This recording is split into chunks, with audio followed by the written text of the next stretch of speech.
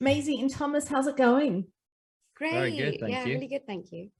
Thomas, the Sex Pistols were about anarchy and chaos, so this set was never going to be a quiet set, and your performances were always going to have to be OTT. Is it true that you were thinking during all the mayhem, oh my gosh, are we actually going to nail this? Are we going to get it right? Yeah. Yeah, absolutely. But I feel like that's when you're being outside of your comfort zone, not knowing whether or not you're going to pull something off. That's, I think, a very special place to be, like for an artist or for an actor.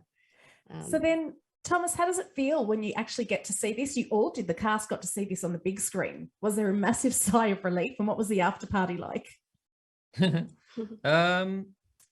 Well, I mean, it's a shame that a lot of people aren't going to get to see it on the big screen because it does lend itself very well, especially with all the music. And it's stunning. Yeah, no, and it's really pretty. You know, our cinematographer did a great job, and we had, you know, multiple different sorts of cameras that we were using too. Some of, you know, original 80s cameras that are reminiscent of that, you know, era. And, you know, we also shrunk the whole thing down. I can't remember what it is, 8:4 or something. It's not a traditional widescreen at all, which makes it look like a home movie. So no, it is beautiful, but it's lovely to see it up there doing its thing, you know, being shown in front of an audience and hearing where they laugh, where they cry, what they think of it, and watching it with my peers, you know, the people that all kind of group together to make this thing. It's always a proud moment. It's like a little baby you're letting into the world, and off it goes. And hope it does well. Maisie, you were saying when you were dressed as Jordan, every single day walking on set, I turned heads. How did that feel? Hugely empowering. Jordan has such a confidence about her, and it's overwhelming. And I didn't know how I was ever going to pull that off. And to be honest with you, it was all in the hair and makeup and costumes that the team pulled together for me.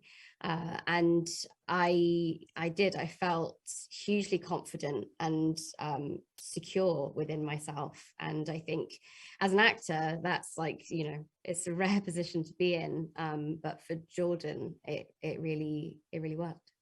Sadly, she's recently passed. But what was it like for both of you to have someone like that who lived the experience with you?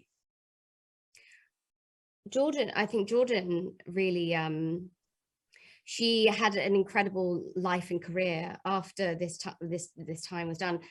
But not everyone who, you know, not everyone who kind of visited the set had that same opportunity. And I think that it was just for us, you know, we were making a dramatized version of these events, but you know, when you're confronted with the people who were there and their memories, it's a huge sense of responsibility and a huge like honor to be with them and for them to, you know, have any kind of interest in this. And I think that everyone was hugely supportive, but it was overwhelming at times, for sure.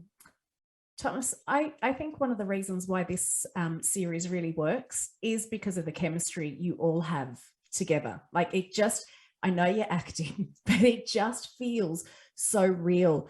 Were you guys hanging out offset to make that happen?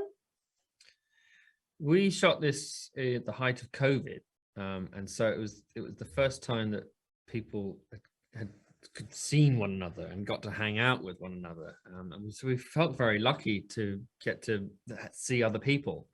But it also meant that we were, well, this happens on a film set anyway, you get very cliquey, you become a little family. But even more so on this one. Well, I mean, because actually everyone is very nice. They're very good at what they do, so they're talented, which makes it really fun to act opposite them because you trust in them and you can bounce with them. But they're also like good fun and nice people. But on top of that, we were in our own bubble. Yeah. And those are the people we were all hanging out with. And then on top of that, you had night shoots where no one else is awake. So, you know, afterwards we'd have drinks in the makeup trailer most nights and just hang out and unwind. You know, it takes a little while to unwind and come down, especially if you're doing high energy, high octane stuff. take your wig off and you're still kind of buzzing, even though you're knackered. So yeah, we hung around a lot, and we had a long rehearsal period before that, and it was quite a long shoot too.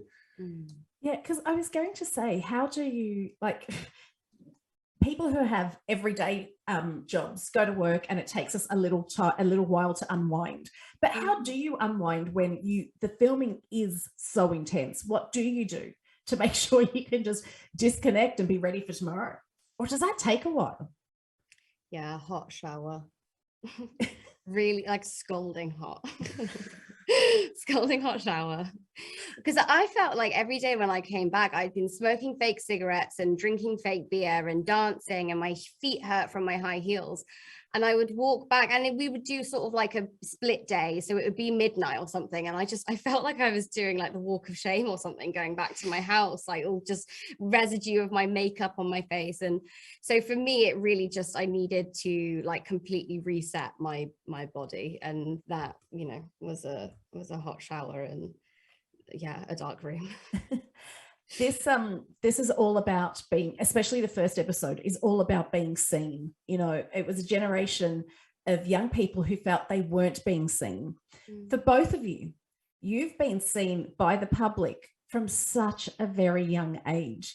Has there ever been a moment, Thomas, where you're just like, I love what I do, but I wish I could just be unseen for a little bit? Yes. But also, I mean, they don't, an audience doesn't truly see me.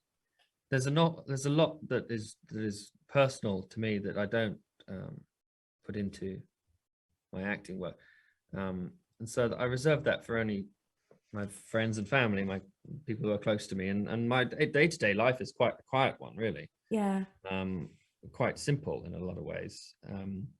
So I take solace in the fact that that I'm not, you know, fully exposed to the world. What's bizarre is that the people think that is me, and so they think that they, you know me or have a huge insight into me, which is not actually the case. But I understand why they might think that, especially as they've seen me grow up, you know, over the years.